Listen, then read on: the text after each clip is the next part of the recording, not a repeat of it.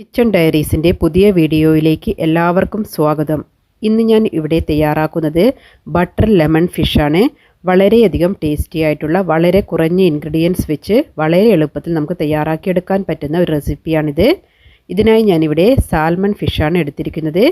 300 gram salmon fish 2 പീസാക്കി cut ചെയ്ത് നന്നായി വാഷ് ചെയ്തെടുത്തിട്ടുണ്ട്. നിങ്ങൾക്ക് അധികം മുള്ളില്ലാത്ത ദശക്കട്ടിയുള്ള ഏത് മീൻ വേണമെങ്കിലും ഇതിനായി ഉപയോഗിക്കാവുന്നതാണ്. പിന്നീട് ഞാൻ ഇതിന് മുകളിലായിട്ട് അല്പം ഉപ്പ് സ്പ്രെഡ് ചെയ്ത് കൊടുക്കുന്നുണ്ട്. അപ്പോൾ ഇതിലേക്ക് ആവശ്യത്തിനുള്ള ഉപ്പ് സ്പ്രെഡ് ചെയ്തതിന് ശേഷം പിന്നീട് ഇതിന് മുകളിലായിട്ട് കുരുമുളക് പൊടിയാണ് വിതറി കൊടുക്കുന്നത്.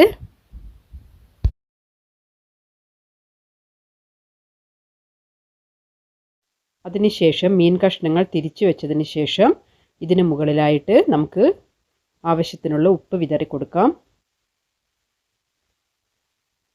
ഉപ്പ് ചേർത്തതിന് ശേഷം ബാക്കിയുള്ള കുരുമുളക് പൊടിയും നമുക്ക് ഇതിനകത്തേക്ക് ചേർത്ത് കൊടുക്കാവുന്നതാണ്. അപ്പോൾ ആവശ്യത്തിനുള്ള കുരുമുളകും ഉപ്പും വിതറിയതിന് ശേഷം നമുക്ക് മീൻ കഷ്ണങ്ങൾ ഇവിടെ സൈഡിലോട്ട് മാറ്റി വെക്കാവുന്നതാണ്.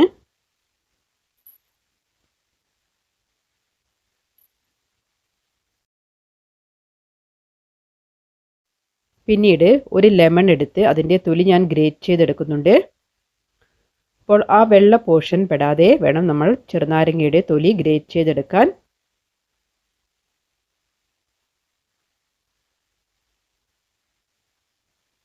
അപ്പോൾ ഞാനിവിടെ 1 ടേബിൾ സ്പൂണോളം ചെറുനാരങ്ങയുടെ തൊലി ഗ്രേറ്റ് ചെയ്ത് എടുത്ത് മാറ്റി വെക്കുന്നുണ്ട്.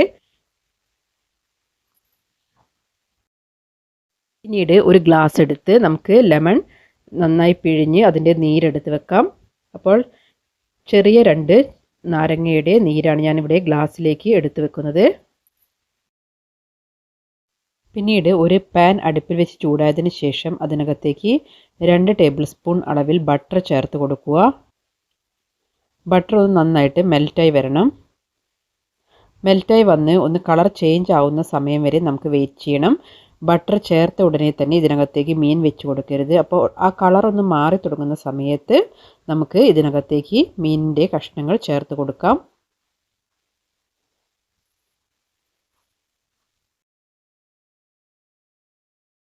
മീൻ ഒരു ഭാഗം കുക്കായതിന് ശേഷം നമുക്കൊന്ന് മറിച്ചിട്ട് കൊടുക്കാം.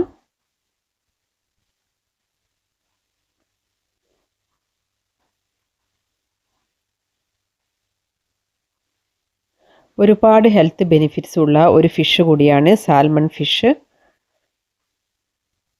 പിന്നീട് ഇതിൻ്റെ സൈഡ് കൂടെ ഒന്ന് കുക്കാവുന്നതിന് വേണ്ടി നമുക്ക് സൈഡ് ഭാഗം ഒന്ന് തിരിച്ചിട്ട് കുക്ക് ചെയ്തെടുക്കാം. ഇപ്പോൾ മീനെല്ലാം ഏകദേശം കുക്കായി വന്നിട്ടുണ്ട്. നമ്മൾ എടുത്തു വെച്ചിരിക്കുന്ന ലെമൺ സിസ്റ്റ് മീനിന് മുകളിലായി വിതറി കൊടുക്കാം. പിന്നീട് നമ്മൾ നേരത്തെ എടുത്ത് വെച്ചിരുന്ന ആ ലെമൺ വാട്ടർ കൂടെ ഇതിന് മുകളിലായിട്ട് നമുക്ക് ചേർത്ത് കൊടുക്കാം. ആ ലെമൺ സിസ്റ്റും അതുപോലെ തന്നെ ലെമൺ വാട്ടറും ബട്ടറും എല്ലാം കൂടെ ചേർന്ന മിശ്രിതത്തിൽ കിടന്ന് ഒരു 2 മിനിറ്റ് സമയം കൂടി നമുക്ക് മീൻ നന്നായി കുക്ക് ചെയ്തെടുക്കാം. അപ്പോൾ ഇടയ്ക്ക് ഞാൻ ഈ സ്പൂൺ ഉപയോഗിച്ച് ആ ലെമൺ വാട്ടർ എല്ലാം മീനിന് മുകളിലേക്ക് ഒന്ന് കോരി ഒഴിച്ചു കൊടുക്കുന്നുണ്ട്. ആ ലെമണും ബട്ടറും എല്ലാം കൂടി ചേർന്ന മിശ്രിതത്തിൽ കിടന്ന് മീൻ കുക്കായി കിട്ടിക്കഴിഞ്ഞാൽ നല്ലൊരു ടേസ്റ്റാണ് ഉണ്ടാവുക.